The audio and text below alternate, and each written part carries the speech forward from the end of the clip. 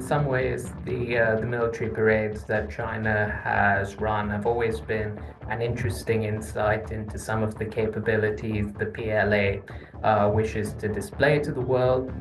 In the past, capabilities like the anti-ship ballistic missile, the DF-21D, were first unveiled at similar parades.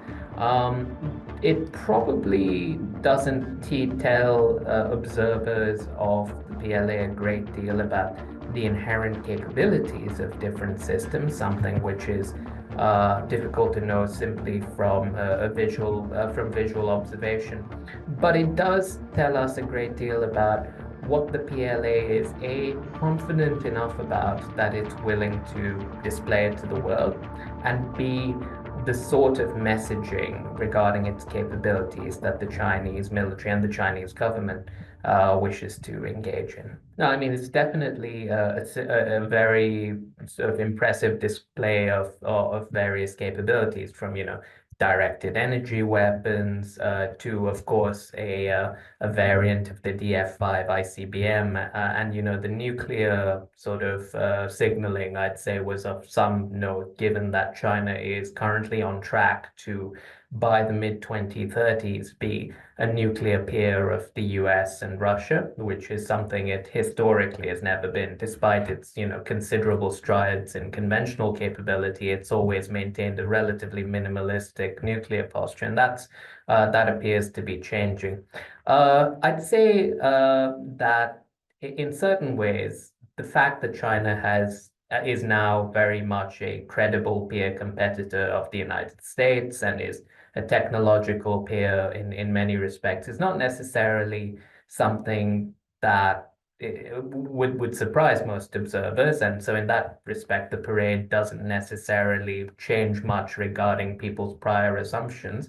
But what it does do is it tells you something about which capabilities Beijing wants to signpost, either because they've reached full operational capability or because they, in Beijing's view, represent a particularly daunting challenge or a particularly threatening capability in the eyes of regional opponents like the United States.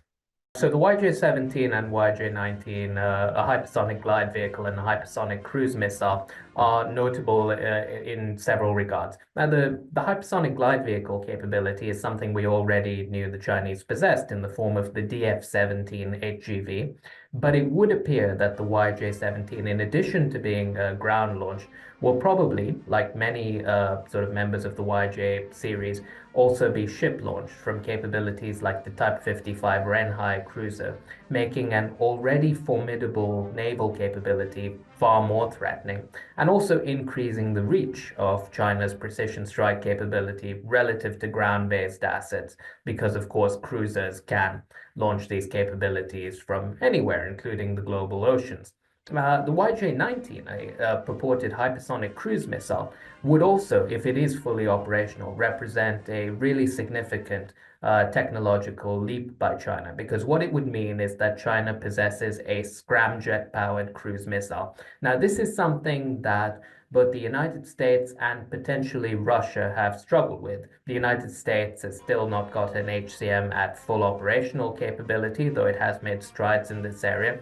And while Russia purports that its Zircon cruise missile is a hypersonic cruise missile, in the views of many observers, it may only reach hypersonic speeds for parts of its flight, and its propulsion may in fact be a more traditional ramjet engine. So if the YJ-19 is a true hypersonic cruise missile rather than, for example, something like closer to the Zircon, that would represent a really significant technological leap by the Chinese defense industrial sector.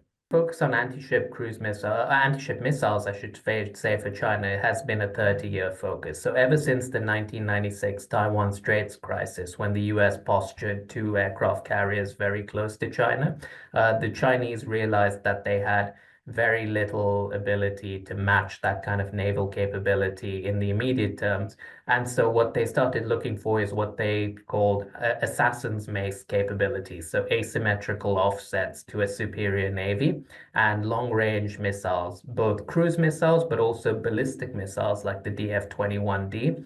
I think what's notable about the YJ-17 in particular, if it goes on a ship, is that in some ways it's a shift from the old asymmetrical posture of, using the land to contest the sea.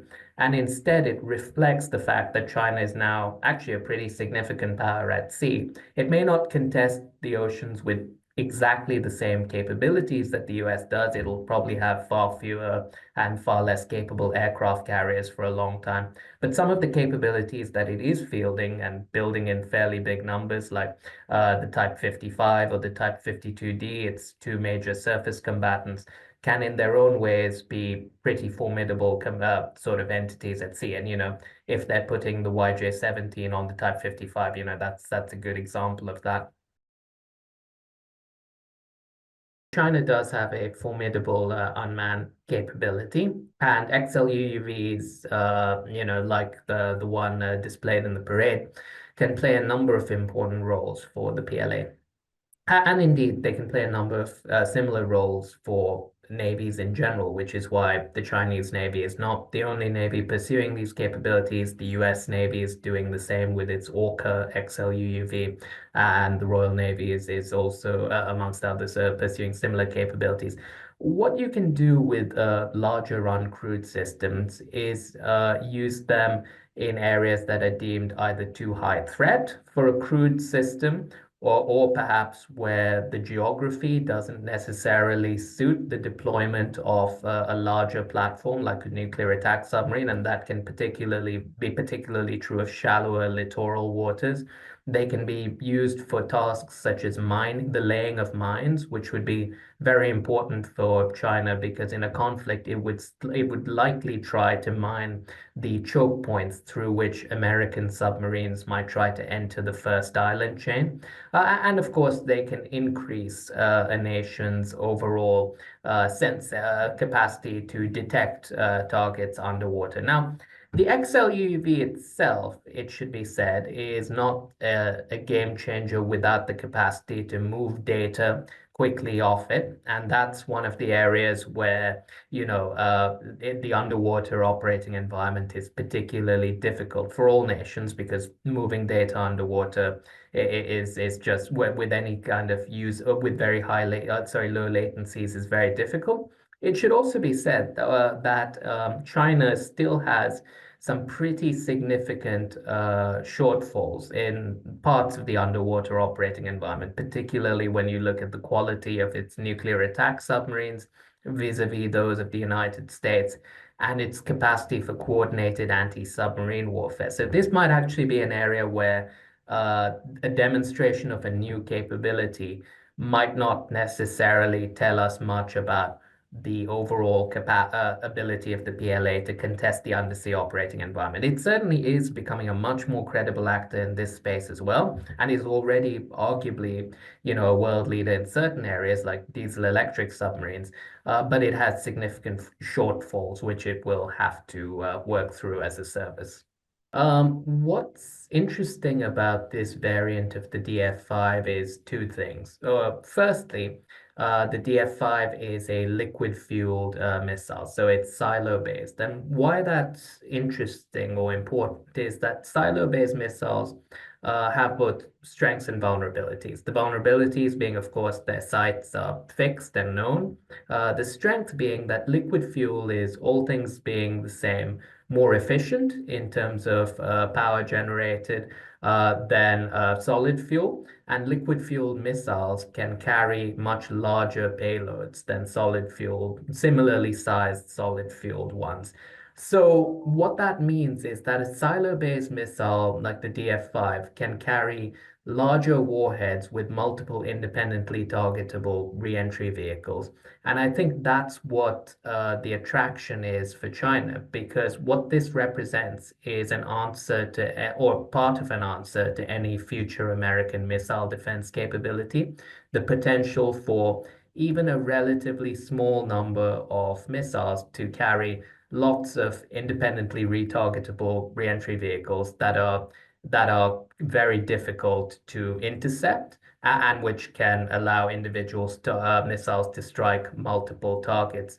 That combination of, quite a great deal of offensive throw weight and sort of relative vulnerability, and I'm not saying silos are absolutely vulnerable because they're very hardened, but relative vulnerability makes silo-based missiles a very offensive weapon, unlike other capabilities that can be more easily dispersed.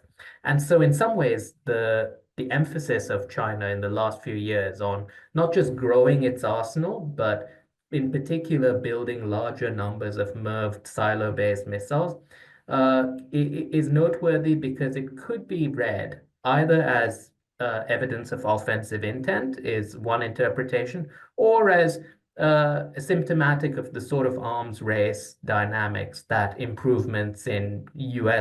future improvements in US missile defense capabilities may drive, because of course it compels the other side to take offsetting countermeasures. And so, the DF5, I think, and the fact that this is a capability that the Chinese chose to display is interesting and noteworthy. The segments likely represent the stages of the missiles booster. The missiles are booster, and as he said, the third segment is the warhead, just based on what one can see visually. So I think the Chinese would certainly hope that it makes American missile defense capabilities redundant. And, that was one of the great attractions of MIRVed warheads, even to the Soviets during the Cold War. It was partially an answer to defense capabilities and an early driver for the ABM treaty. But whether it makes the vision redundant is open to debate. Much will depend on how effectively the future US missile defense system can track and intercept missiles in mid-course before the re-entry has occurred and before the point at which the re-entry vehicles are maneuvering towards different targets separately. That's just one factor among several. But I think you're absolutely right that this is very much what the Chinese hope to get out of this. It's the possibility that the possibility that missile defenses will be rendered redundant, and B, the hope on China's part that even a small number of warheads that survive a hypothetical US first strike, or a small number of missiles that survive a hypothetical first strike, can still carry a large enough number of warheads to represent a credible deterrent. But unsurprising that the Chinese are aiming to field directed energy weapons. Because, like you said, every major power is aiming to field these capabilities. It's just not efficient, as we've seen in Ukraine, to intercept, and indeed in the Red Sea, to intercept very cheap one-way attack drones with surface-to-air missiles, which cost orders of magnitude more. And the number of these capabilities on the field and their complexity will only increase. And that's a particularly challenge for China because the idea of an unmanned so-called hellscape of, cheap capabilities that could swarm a Chinese amphibious invasion force is something on which the US Navy has bet heavily and which figures like, Admiral Paparo have described as critical to blunting the PLA offensive against Taiwan for long enough that the US could bring some of its own assets to bear into the theater. And so if cheap unmanned swarms are one part of the problem set for China, I suppose it's unsurprising that A, they've invested quite heavily in the sorts of capabilities, directed energy weapons, but like lasers, but also high power microwave weapons, which might allow them to counter these swarms in a cost-effective way, and B, why they might want to sort of give these capabilities a prominent place in the parade. A sort of one might interpret this as at one level, a sort of a message about the hellscape concept. So at one level, because the PLA for the last 30 years has to a great extent built itself around the possibility that it might have to fight the US, probably over Taiwan, most weapons it displays at most military parades are usually relevant to that scenario. But I'd say there were certainly some interesting messages that one could read into some of the capabilities they displayed this time around. The decision to display the new variant of the DF5 hints at, the more ambitious nuclear posture that the Chinese are embarking on delivering, whether that's for defensive reasons or not. And similarly, the directed energy capabilities and hypersonics were notable in different ways, either as markers of, the strides the PLA has made, or